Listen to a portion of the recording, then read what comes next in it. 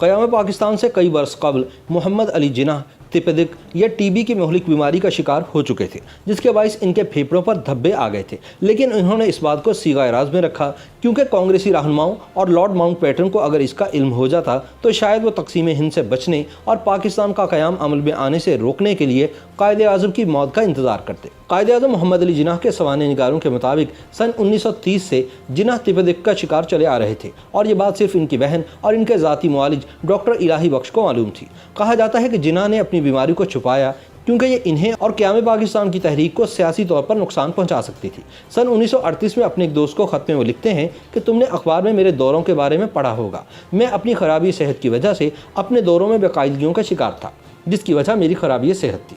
محترمہ فاطمہ جناح اپنی کتاب مائی برادر میں لکھتی ہیں کہ جناح اپنی کامیابیوں کے دور میں بھی سخت بیمار تھے، وہ جنون کی حد تک پاکستان کو سہارا دینے کے لیے دن رات کام کرتے تھے، اور ظاہر سی بات ہے کہ انہوں نے اپنی صحت کو مکمل طور پر نظر انداز کر دیا تھا۔ جناح اپنے میز پر اپنے پسندیدہ سگریٹ اور کیوبا کا سگار ہمیشہ رکھتے تھے، اور اپنی زندگی کے آخری برسوں میں انہوں نے سگریٹ نوشی بہت زیادہ کر دی تھی۔ گورنمنٹ ہاؤس کراچی کے پرائیویٹ حصے میں وہ آرام کے لمبے وقفے لینے لگے تھے، اور فاطمہ جناح اور ذاتی عملے کو ہی ان کے قریب رہنے کی اجازت تھی۔ جون سن 1948 میں وہ اور فاطمہ جناح بہتر آب و ہوا کے لیے کوئٹہ روانہ ہوئے، جہاں کی ہوا کراچی کے مقابل سرد تھی، لیکن وہاں بھی جناح نے مکمل آرام نہ کیا بلکہ واپس کراچی آنے تک مختلف سرکاری تقریبات میں شرکت کرتے رہے۔ 6 جولائی سن 1948 کو جناح واپس کوئٹہ روانہ ہوئے اور ڈاکٹروں کے مشورے پر مزید بلند سیاحتی مقام زیارت منتقل ہو گئے۔ اس دوران جناح کا طبی معائنہ کیا گیا اور ان کی صحت کی نزاکت کو دیکھتے ہوئے بہترین ڈاکٹروں کو ان کے علاج کے لیے بلوا لیا گیا۔ ان کے مختلف ٹیسٹ ہوئے جنہوں نے ٹی بی کی موجودگی اور پھیپھڑوں کے سرطان کا بتایا۔ جب قائد اعظم کے ذاتی معالج ڈاکٹر الہی بخش نے قائد کو بتایا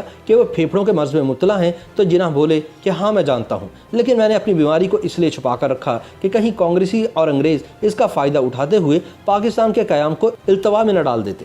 جناح کو اس دور کی معجزاتی دوائی سٹریپٹومائسن دی گئی، لیکن کچھ افاقہ نہ ہوا۔ لوگوں کی نماز عید میں ان کے لیے کی گئی خصوصی دعاؤں کے باوجود جناح کی صحت دن بدن بگڑتی گئی۔ جناح کو ملک کے پہلے یوم آزادی سے ایک دن قبل 13 اگست کو کم اونچے مقام کوئٹہ لایا گیا۔ انہوں نے اس دن کی مناسبت سے ایک پیغام جاری کیا۔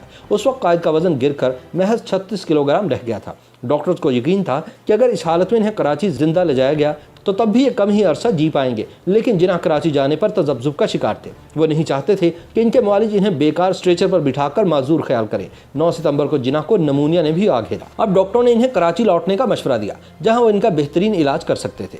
قائد اعظم محمد علی جناح 11 ستمبر کو کراچی روانہ ہوئے۔ ان کے ذاتی معالج ڈاکٹر الہی بخش کا اندازہ ہے کہ جناح کی کراچی جانے کی رضامندی انہیں اپنی زندگی سے مایوس ہونے کی وجہ سے تھی۔ جب طیارے نے کراچی لینڈنگ کی تو فوراً جناح کو ایک ایمبولینس میں لٹا دیا گیا، لیکن بدقسمتی کہ ایمبولینس آدھے راستے میں خراب ہو گئی۔ جناح اور ان کے رفقا 2 گھنٹے سڑک پر متبادل ایمبولینس کا انتظار کرتے رہے۔ انہیں کار میں بٹھایا نہیں جا سکتا تھا کیونکہ سیدھے بیٹھنے کے قابل نہ تھے۔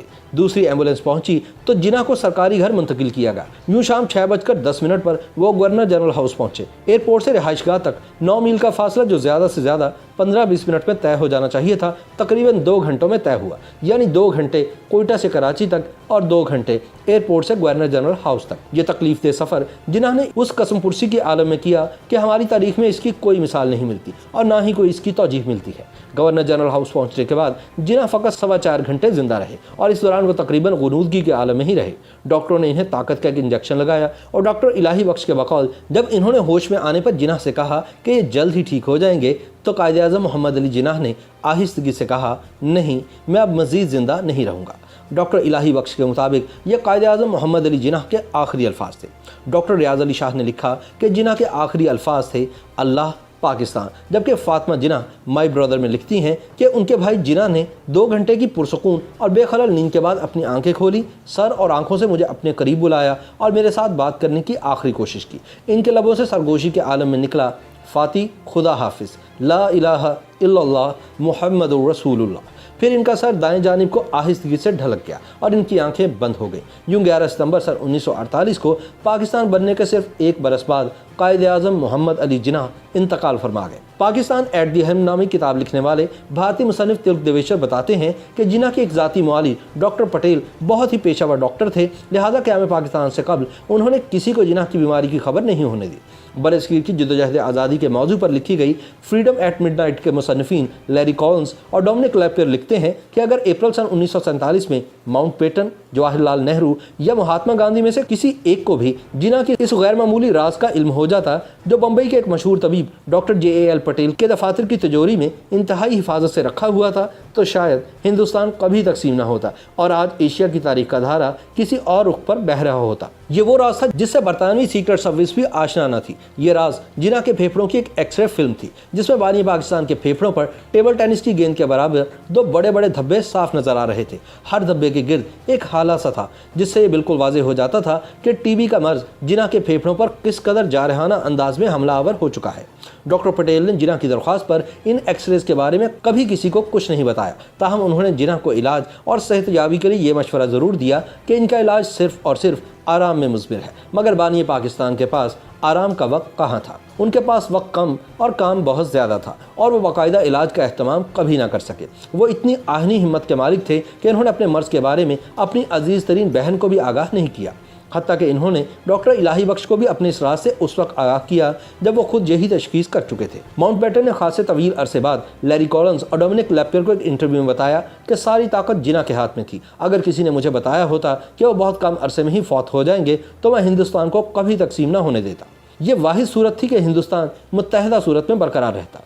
रास्ते का पत्थर सिर्फ मिस्टर जिना थे, दूसरे रहनुमा इस कदर बेलोच नहीं थे और मुझे यकीन है कि कांग्रेस इन लोगों के साथ किसी मुफाहमत पर पहुंच जाती और पाकिस्तान ताक़यामत वजूद में ना आता।